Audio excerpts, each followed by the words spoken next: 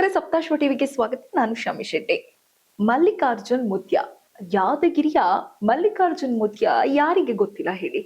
ಉತ್ತರ ಕರ್ನಾಟಕದ ನಡೆದಾಡುವ ದೇವರು ಅಥವಾ ದೇವಾಂಶ ಮನುಷ್ಯ ಅಂತಲೇ ಫೇಮಸ್ ಇವರು. ಆದ್ರೆ ಮಲ್ಲಿಕಾರ್ಜುನ್ ಮುತ್ಯ ವಿರುದ್ಧ ಒಂದು ಕೇಸ್ ದಾಖಲಾಗಿದೆ. ಅದರಲ್ಲೂ ಒಂದು ಬಾಲಕಿಯ ಮೇಲೆ ಅಸಭ್ಯವಾಗಿ ಬಾಲಕಿಯ ಜೊತೆ ವರ್ತನೆ ಮಾಡಿದ್ದಾರೆ, ಬಾಲಕಿಗೆ ಲೈಂಗಿಕ ಕಿರುಕುಳ ನೀಡಿದ್ದಾರೆ ಎನ್ನುವಂತಹ ಕೇಸ್ ಇದು. ಪೋಕ್ಸೋ ಕೇಸು ಮಲ್ಲಿಕಾರ್ಜುನ್ ಮುತ್ಯ ಅಥವಾ ಉತ್ತರ ಕರ್ನಾಟಕದ ದೈವ ಅಥವಾ ದೇವರು, ನಡೆದಾಡುವ ದೇವರು ಅಂತ ಏನ್ ಕರಿತಾ ಇದ್ರು, ಅವರ ಮೇಲೆ ಈಗ ಕೇಸ್ ದಾಖಲಾಗಿರುವಂತದ್ದು. ನಾವು ಇಲ್ಲಿವರೆಗೂ ನೋಡ್ತಾನೆ ಇದ್ವಿ, ಸೋಷಿಯಲ್ ಮೀಡಿಯಾದಲ್ಲಿ ಸಾಕಷ್ಟು ಟ್ರೆಂಡ್ ಕ್ರಿಯೇಟ್ ಮಾಡಿದ್ರು ಮಲ್ಲಿಕಾರ್ಜುನ್ ಮುತ್ಯ ಅವರು. ಹಲವಾರು ವರ್ಷಗಳಿಂದ ಅವರಿಗೆ ಫ್ಯಾನ್ಸ್ ಬೇಸ್ಗಳಿದ್ರು, ಜನರ ಏನು ಬೆಂಬಲ ಸಾಕಷ್ಟಿತ್ತು, ಅಭಿಮಾನಿಗಳ ಬಳಗವೇ ಅವರಿಗೆ ಹುಟ್ಕೊಂಡಿತ್ತು. ಆದ್ರೆ ಈಗ ಮಲ್ಲಿಕಾರ್ಜುನ್ ಮುತ್ಯ ಸರಿ ಇಲ್ಲ, ಅವರು ಅಂದ್ರೆ ಹೆಣ್ಣು ಮಕ್ಕಳ ಜೊತೆ ಕೆಟ್ಟದಾಗಿ ನಡ್ಕೊಳ್ತಾರೆ, ಅದರಲ್ಲೂ ಒಂದು ಹುಡುಗಿ ಬಾಲಕಿಯ ಜೊತೆ ಅಸಭ್ಯವಾಗಿ ವರ್ತನೆ ಮಾಡಿದ್ದಾರೆ ಅನ್ನುವ ಕಾರಣಕ್ಕೆ ಪೋಕ್ಸೋ ಕೇಸ್ ಹಾಕಲಾಗಿದೆ. ಹೌದು, ಯಾದಗಿರಿಯ ಮಲ್ಲಿಕಾರ್ಜುನ್ ಮುತ್ಯ ಅವರ ಮೇಲೆ ಈಗ ಪೋಕ್ಸೋ ಕೇಸ್ ದಾಖಲಾಗಿರುವಂತದ್ದು. ರಾಜ್ಯ ಮಕ್ಕಳ ಹಕ್ಕುಗಳ ರಕ್ಷಣಾ ಆಯೋಗದ ಅಧ್ಯಕ್ಷ ಶಶಿಧರ್ ಗೋಸಂಬೆ ಸೂಚಿಸಿದ ಹಿನ್ನೆಲೆಯಲ್ಲಿ ಯಾದಗಿರಿ ಜಿಲ್ಲೆಯ ಶಹಪುರ ತಾಲೂಕಿನ ಗೋಗಿ ಪೊಲೀಸ್ ಠಾಣೆಯಲ್ಲಿ ಪ್ರಕರಣ ದಾಖಲಾಗಿದೆ. ಈಗಾಗಲೇ ಏನು ಪ್ರಕರಣ ದಾಖಲಿಸಿದಿಂದಲೂ ಕೂಡ ಮಲ್ಲಿಕಾರ್ಜುನ್ ಮುತ್ಯ ಅವರಿಗೆ ಪೊಲೀಸರು ಬಲೆ ಬೀಸಿದ್ರು, ಸಾಕಷ್ಟು ಹುಡುಕಾಡ್ತಾ ಇದ್ರು. ಆದ್ರೆ ಯಾರ ಕೈಗೂ ಕೂಡ ಮಲ್ಲಿಕಾರ್ಜುನ್ ಮುತ್ಯ ಸಿಗ್ಲಿಲ್ಲ. ತಮ್ಮ ಮಠವನ್ನ ಬಿಟ್ಟು ಕೂಡ ಓಡಿ ಹೋಗಿದ್ದಾರೆ ಅನ್ನುವಂತಹ ಸುದ್ದಿ ಹರಿದಾಡ್ತಾ ಇತ್ತು. ಪೊಲೀಸ್ ಠಾಣೆಯಲ್ಲಿ ಪ್ರಕರಣ ಈಗಾಗಲೇ ದಾಖಲಾಗಿದೆ. ಶಹಪುರ ತಾಲೂಕು ಶಿಶು ಅಭಿವೃದ್ಧಿ ಯೋಜನಾ ಅಧಿಕಾರಿಗಳಿಂದ ದೂರು ನೀಡಿರುವಂತದ್ದು. ಈ ದೂರಿಗೆ ಸಂಬಂಧಪಟ್ಟ ಹಾಗೆ ಪೊಲೀಸ್ ತಕ್ಷಣ ಎಚ್ಚೆತ್ತುಕೊಂಡು ಏನು ಮುತ್ಯಗೆ ಬಲೆ ಬೀಸುವಂತಹ ಕೆಲಸವನ್ನ ಪೊಲೀಸ್ ಇಲಾಖೆ ಮಾಡಿತ್ತು. ಪೋಕ್ಸೋ ಕಾಯ್ದೆ ಹಾಗೂ BNS ಕಾಯ್ದೆ ಅಡಿಯಲ್ಲಿ ಈಗ ಕೇಸ್ ದಾಖಲಾಗಿರುವಂತದ್ದು. ಈ ಕೇಸ್ಗೆ ಇವಾಗ ಕರೆಕ್ಟ್ ಆಗಿ ಏನು ಪೊಲೀಸ್ ಇಲಾಖೆ ಕೂಡ ಅದಕ್ಕೆ ಸಂಬಂಧಪಟ್ಟ ಹಾಗೆ ಕಾರ್ಯಾಚರಣೆ ನಡೆಸ್ತಾ ಇರುವಂತದ್ದು. ಯಾದಗಿರಿಯ ಮಹಲ್ ರೋಜಾ ಮುತ್ಯ ಮೇಲೆ ಪೋಕ್ಸ್ ಕೇಸ್ ಪ್ರಕರಣ. ಹೌದು, ಯಾದಗಿರಿಯ ಮಹಲ್ ರೋಜದ ಮುತ್ಯ ಅವರ ಮೇಲೆ ಈಗ ಪೋಕ್ಸೋ ಕೇಸ್ ಪ್ರಕರಣ ದಾಖಲಾಗಿರುವಂತದ್ದು. ಪೋಕ್ಸೋ ಕೇಸ್ ದಾಖಲಾಗ್ತಿದ್ದಂತೆ ತಲೆಮರೆಸಿಕೊಂಡಿದ್ರು ಮಲ್ಲಿಕಾರ್ಜುನ್ ಮುತ್ಯ ಅವರು. ಯಾವ ಏನು ಮಠದಲ್ಲಾಗಿರ್ಲಿ ಅಥವಾ ಯಾರಿಗೂ ಅಭಿಮಾನಿಗಳ ಕಣ್ಣಿಗಾಗಿರ್ಲಿ ಅಥವಾ ಪೊಲೀಸ್ ಇಲಾಖೆಗಾಗಿರ್ಲಿ ಏನು ಮುತ್ಯ ಅವರು ಕಾಣಿಸಿದ ಹಾಗೆ ತಲೆಮರೆಸಿಕೊಂಡು ಮಾಯ ಆಗಿರುವಂತದ್ದು. ಇನ್ನು ಯಾದಗಿರಿ ಜಿಲ್ಲೆಯ ಶಹಪುರ ತಾಲೂಕಿನ ಮಹಲ್ ರೋಜದ ಮುತ್ಯ ಅಪ್ರಾಪ್ತ ಬಾಲಿಕೆಯ ಜೊತೆಗೆ ಅನುಚಿತ ವರ್ತನೆ ಆರೋಪದಡಿ ಕೇಸ್ ದಾಖಲಾಗಿರುವಂತದ್ದು.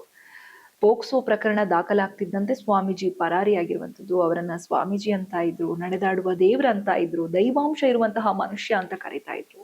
ಆದ್ರೆ ದೈವಾಂಶಯುತವಾದಂತಹ ಮನುಷ್ಯನ ಮೇಲೆ ಈಗ ಅಪ್ರಾಪ್ತ ಬಾಲಿಕೆಯ ಜೊತೆಗೆ ಅನುಚಿತವಾಗಿ ವರ್ತನೆ ಮಾಡಿದ್ದಾರೆ, ಅಸಭ್ಯವಾಗಿ ನಡೆದುಕೊಂಡಿದ್ದಾರೆ, ಲೈಂಗಿಕವಾಗಿ ಕಿರುಕುಳ ನೀಡುವ ರೀತಿಯಲ್ಲಿ ಅವರೊಂದಿಗೆ ಆ ಹುಡುಗಿಯ ಒಂದಿಗೆ ನಡ್ಕೊಂಡಿದ್ದಾರೆ ಅನ್ನುವಂತಹ ಕೇಸು ನಡೆದಾಡುವ ದೇವರ ಮೇಲೆ, ಅಂದ್ರೆ ಉತ್ತರ ಕರ್ನಾಟಕದ ಹೆಸರುವಾಸಿಯಾಗಿದ್ದಂತಹ ಮಲ್ಲಿಕಾರ್ಜುನ್ ಮುತ್ಯ ಅವರ ಮೇಲೆ ಈಗ ಕೇಸ್ ದಾಖಲಾಗಿರುವಂತದ್ದು. ಯಾದಗಿರಿಯ ಪ್ರಖ್ಯಾತ ಸ್ವಾಮಿ ಅಂತಲೇ ಫೇಮಸ್ ಆಗಿದ್ರು ಇವರು. ಯಾದಗಿರಿ ಊರಿನಲ್ಲಿ ಜಿಲ್ಲೆಯಲ್ಲೇ ಪ್ರಖ್ಯಾತ ಸ್ವಾಮಿ ಇವರು. ಅಲ್ಲಿ ಅಭಿಮಾನಿಗಳು ಅಥವಾ ಭಕ್ತ ಬೃಂದರು ಏನಿದ್ರು, ಏನೇ ಶುಭ ಕಾರ್ಯ ಇರ್ಬೋದು, ಏನೇ ವಿಶೇಷವಾದಂತಹ ಕಾರ್ಯಕ್ರಮ ಇರ್ಬೋದು, ಅವರನ್ನ ಅಭಿಮಾನಿಗಳು ಕರಿತಾ ಇದ್ರು. ಜೊತೆಗೆ ಅವರ ಆಶೀರ್ವಾದ ಪಡೆದುಕೊಳ್ಳಿಕ್ಕೆ ಮಠಕ್ಕೆ ಹೋಗ್ತಾ ಇದ್ರು. ಅಂತಹ ಸ್ವಾಮೀಜಿಯ ಮೇಲೆ ಈಗ ಕೇಸ್ ದಾಖಲಾಗಿರುವಂತದ್ದು. ಮಹಲ್ ರೋಜದ ಮಲ್ಲಿಕಾರ್ಜುನ್ ಮುತ್ಯ ವಿರುದ್ಧ ಪ್ರಕರಣ ದಾಖಲಾಗಿದೆ. ಅಪ್ರಾಪ್ತ ಬಾಲಕಿಯ ಜೊತೆಗೆ ಅನುಚಿತ ವರ್ತನೆ ಆರೋಪ ಹಿನ್ನೆಲೆ ಕೇಸ್ ದಾಖಲು. ಯಾದಗಿರಿ ಜಿಲ್ಲೆಯ ಶಹಪುರ ತಾಲೂಕಿನ ಮಹಲ್ ರೋಜ ಗ್ರಾಮದ ಯಮನೂರಪ್ಪ ಮುತ್ಯ ಮಠದ ಸ್ವಾಮಿಯವರು. ನಮ್ಗೆಲ್ಲ ಗೊತ್ತಾ ಇದೆ, ಅವರದೊಂದು ಮಠ ಇತ್ತು, ಅದು ರೋಜಾ ಗ್ರಾಮದ ಯಮನೂರಪ್ಪ ಅಂತಾನೆ ಹೇಳಿ ಆ ಮಠ ಫೇಮಸ್ಸು, ಮುತ್ಯ ಮಠ ಅಂತ ಹೇಳಿ. ರಾಜ್ಯ ಮಕ್ಕಳ ಹಕ್ಕುಗಳ ಆಯೋಗದಲ್ಲಿ ಸ್ವಯಂ ಪ್ರೇರಿತ ದೂರು ಈಗಾಗಲೇ ದಾಖಲಾಗಿದೆ. ಅಂದ್ರೆ ಯಾರೋ ಬಂದು ಕೊಟ್ಟಿರುವಂತದ್ದಲ್ಲ, ಅವರ ಆ ಹುಡುಗಿಯೊಂದಿಗೆ ನಡೆದುಕೊಂಡಂತಹ ವಿಡಿಯೋ ಅಥವಾ ಅನುಚಿತವಾಗಿ ವರ್ತಿಸ್ತಾರೆ ಅಂತ ಏನ್ ಹೇಳ್ತಾ ಇದ್ದಾರೆ, ಆ ವಿಡಿಯೋ ಫೋಟೋಸ್ಗಳು ವೈರಲ್ ಆಗ್ತಿದಂತೆ ಸ್ವಯಂ ಪ್ರೇರಿತ ದೂರು ದಾಖಲಾಗಿರುವಂತದ್ದು. ಅಪ್ರಾಪ್ತ ಬಾಲಕಿ ಜೊತೆಗೆ ಸ್ವಾಮೀಜಿ ಅನುಚಿತವಾಗಿ ವರ್ತನೆ ಮಾಡಿದ್ದಾರೆ. ಅಂದ್ರೆ ಇನ್ನು ಚಿಕ್ಕ ಹುಡುಗಿ ಪಾಪ, ಆಕೆಯ ಜೊತೆಗೆ ಕೆಟ್ಟದಾಗಿ ನಡ್ಕೊಂಡಿದ್ದಾರೆ ಅಂತ ಹೇಳಿ ವಿಡಿಯೋ ವೈರಲ್ ಆಗ್ತಿದ್ದಂಗೆ ಕೇಸ್ ದಾಖಲಾಗಿದೆ. ಸೋಷಿಯಲ್ ಮೀಡಿಯಾದಲ್ಲಿ ವೈರಲ್ ಆಗಿತ್ತು. ಏನು ವಿಡಿಯೋ ಅನುಚಿತವಾಗಿ ವರ್ತಿಸ್ಕೊಂಡಿದ್ದಾರೆ ಸ್ವಾಮೀಜಿಯವರು, ಕೆಟ್ಟದಾಗಿ ನಡ್ಕೊಂಡಿದ್ದಾರೆ, ಅಸಭ್ಯವಾಗಿ ವರ್ತಿಸ್ತಾ ಇದ್ದಾರೆ ಹುಡುಗಿ ಜೊತೆ, ಅದು ಅಪ್ರಾಪ್ತ ಬಾಲಕಿಯ ಜೊತೆ ಅಂತ ಹೇಳಿ ವಿಡಿಯೋ ವೈರಲ್ ಆಗಿತ್ತು. ವೈರಲ್ ಆದ ದೊಡ್ಡ ಮಟ್ಟದಲ್ಲಿ ಚರ್ಚೆ ಗ್ರಾಸವಾಗಿತ್ತು. ವಿಡಿಯೋ ಏನು ವೈರಲ್ ಆಗ್ತಾ ಇದ್ದಂತೆ ಈ ಕಡೆ ಚರ್ಚೆ ಪ್ರಾರಂಭ ಆಗಿತ್ತು. ಜನರಲ್ಲೆಲ್ಲ ಒಂದು ರೀತಿಯಲ್ಲಿ ಏನಿದು ಅಸಭ್ಯವಾಗಿ ವರ್ತಿಸ್ತಾ ಇದಾರಲ್ಲ ಸ್ವಾಮೀಜಿ ಅನ್ನುವಂತಹ ಒಂದಿಷ್ಟು ಚರ್ಚೆಗಳು ಪ್ರಾರಂಭ ಆಯಿತು. ಒಂದಿಷ್ಟು ಒಪಿನಿಯನ್ಗಳು ಕ್ರಿಯೇಟ್ ಆಯಿತು. ಈ ಬೆನ್ನಲ್ಲೇ ಸ್ವಯಂ ಪ್ರೇರಿತ ದೂರು ದಾಖಲಿಸಿಕೊಂಡ ಮಕ್ಕಳ ಹಕ್ಕುಗಳ ಆಯೋಗ ಕರ್ನಾಟಕ ಮಾತ್ರವಲ್ಲದೆ ಆಂಧ್ರ, ತೆಲಂಗಾಣ, ಮಹಾರಾಷ್ಟ್ರದಲ್ಲೂ ಕೂಡ ಅಪಾರ ಭಕ್ತರನ್ನ ಮಲ್ಲಿಕಾರ್ಜುನ್ ಮುತ್ಯ ಅವರು ಹೊಂದಿದ್ರು. ನಮ್ಗೆಲ್ಲ ಗೊತ್ತೇ ಇದೆ. ಇವರು ಕರ್ನಾಟಕ ಮಾತ್ರವಲ್ಲ, ಈ ಸ್ವಾಮೀಜಿ ಉತ್ತರ ಕರ್ನಾಟಕವಲ್ಲದೆ ಆಂಧ್ರ, ತೆಲಂಗಾಣ, ಮಹಾರಾಷ್ಟ್ರದಲ್ಲೂ ಕೂಡ ತಮ್ಮ ಭಕ್ತ ಅಭಿಮಾನಿಗಳನ್ನ ಹೊಂದಿದ್ರು, ಅಪಾರ ಭಕ್ತರನ್ನ ಹೊಂದಿದ್ರು. ಆಂಧ್ರ, ತೆಲಂಗಾಣ, ಮಹಾರಾಷ್ಟ್ರದಿಂದಲೂ ಕೂಡ ಅಭಿಮಾನಿಗಳು ಇವರ ಮಠಕ್ಕೆ ಬರ್ತಾ ಇದ್ರು. ಜೊತೆಗೆ ಇವರನ್ನ ಅಲ್ಲಿನ ಕಾರ್ಯಕ್ರಮಗಳಿಗೆ, ದೇವರ ಒಂದಿಷ್ಟು ಸಭೆ ಸಮಾರಂಭಗಳಿಗೆ ಅಂತ ಸ್ವಾಮೀಜಿಯಾಗಿ ಅವರನ್ನ ಅತಿಥಿಯಾಗಿ ಕರಿತಾ ಇದ್ರು. ಅಂತಹ ಸಭೆ ಸಮಾರಂಭಗಳನ್ನು ಇವರು ಭೇಟಿ ಮಾಡ್ತಾ ಇದ್ರು. ಆದ್ರೆ ಇವರ ಮೇಲೆ ಈಗ ಬಂದಿರುವಂತಹ ಆರೋಪ ವಿಡಿಯೋ ಮೂಲಕ ವೈರಲ್ ಆದಂತಹ ಘಟನೆ. ಅಪ್ರಾಪ್ತ ಬಾಲಕಿಯ ಜೊತೆಗೆ ಅನುಚಿತವಾಗಿ ವರ್ತಿಸ್ಕೊಂಡಿದ್ದಾರೆ, ಅಸಭ್ಯವಾಗಿ ನಡೆದುಕೊಂಡಿದ್ದಾರೆ. ಸ್ವಾಮೀಜಿ ಅವರು ನಡೆದಾಡುವ ದೇವರು ಏನಿದ್ರು ಅವರು ಈ ರೀತಿಯಾಗಿ ನಡ್ಕೊಂಡಿದ್ದಾರೆ ಅನ್ನುವಂತಹ ಘಟನೆ ನಡೆದಿರುವಂಥದ್ದು. ಇನ್ನು ಇದಕ್ಕೆ ಸಂಬಂಧಪಟ್ಟ ಹಾಗೆ ಮಾಧ್ಯಮಗಳಿಗೆ ತಮ್ಮ ಪ್ರತಿಕ್ರಿಯೆ ನೀಡಿದಂತಹ ಮುತ್ಯ ಅವರು, ನಾನು ಆ ರೀತಿ ನಡೆದುಕೊಂಡಿಲ್ಲ. ಆ ಹುಡುಗಿ ತನ್ನ ಮಗಳಂತೆ, ನಾನು ಒಂದು ತಂದೆ ಹೇಗೆ ಮಗಳ ಜೊತೆ ನಡೆದುಕೊಳ್ತಾರೆ ಆ ರೀತಿಯಾಗಿ ನಾನು ವರ್ತಿಸಿರುವಂಥದ್ದು.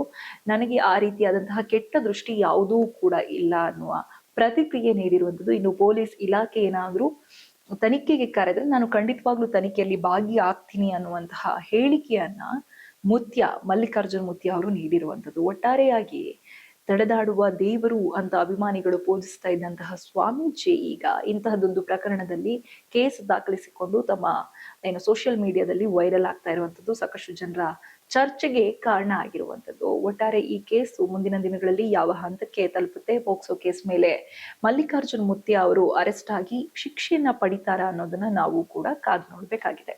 ನಮಸ್ಕಾರ, ನಾನು ಮಾಲ್ರೋಜಾ ಮಲ್ಲಿಕಾರ್ಜುನ್ ಮುತ್ಯ ಮಾತಾಡೋದು. ಏನಪ್ಪ ಅಂದ್ರೆ ಈ ವಿಷಯ ನನ್ನ ಶ್ರೀಮಠದ ಭಕ್ತಾದಿಗಳಲ್ಲಿ ಏನು ಹೇಳೋದಂದ್ರೆ, ಯಾವದ ಆತಂಕ ಪಡೋಂಥ ವಿಷಯ ಅಲ್ಲ ಇದು. ಆತಂಕ ಪಡೋ ವಿಷಯ ಏನಿಲ್ಲ ಅಂದರೆ, ನಾನು ಎಲ್ಲಿಲ್ಲ, ನಾನು ಲೋಕಲೇ ಇದ್ದೀನಿ. ನಾನು ಮಾರ್ಚ್ 13ನೇ ತಾರೀಕು ಶ್ರೀಮಠದ ಮಾಲ್ರೋಜಿ ಮಠದಲ್ಲಿ ಸಾಮೂಹಿಕ ಮದುವೆ ಇದ್ದ ಕಾರಣಕ್ಕೆ ನಾನು ಇಲ್ಲಿ ಕಾರ್ಡ್ ಕೊಡೋಕೆ ಬಂದೀನಿ. ಮಠಕ್ಕೆ ಪೊಲೀಸ್ ಸಿಬ್ಬಂದಿ ಕರೆ ನೀಡ್ಯಾರಂತ ಕೇಳಿಬಿಟ್ಟೆ. ನಾನು ಖಂಡಿತವಾಗಿ ಅವರು ಯಾವಾಗ ಕರೆ ನೀಡ್ತಾರ, ಯಾವಾಗ ನನಗೆ ಬಾರಂತ ಕೇಳಿಬಿಟ್ಕೊಂತಾರ, ಖಂಡಿತವಾಗಿ ನಾನು ಅವ್ರ ಹತ್ರ ಹೋಗಿ ನಿಲ್ಲಕ್ಕೆ ನಾನು ಸಿದ್ಧನಾಗಿದ್ದೀನಿ. ಈ ವಿಷಯದಲ್ಲಿ ನೀವು ಯಾವುದೇ ವಿಷಯ ಆತಂಕ ಪಡೋಂಥ ವಿಷಯ ಅಲ್ಲ. ಎಲ್ಲರಿಗೆ ನಮಸ್ಕಾರ. ಇದಾಗಿತ್ತು ಈ ಹೊತ್ತಿನ ವಿಶೇಷ. ಇನ್ನಷ್ಟು ಅಪ್ಡೇಟ್ಸ್ ಆಗಿ ನೋಡ್ತಾ ಇರಿ ಸಪ್ತಶ್ವ ಟಿವಿ.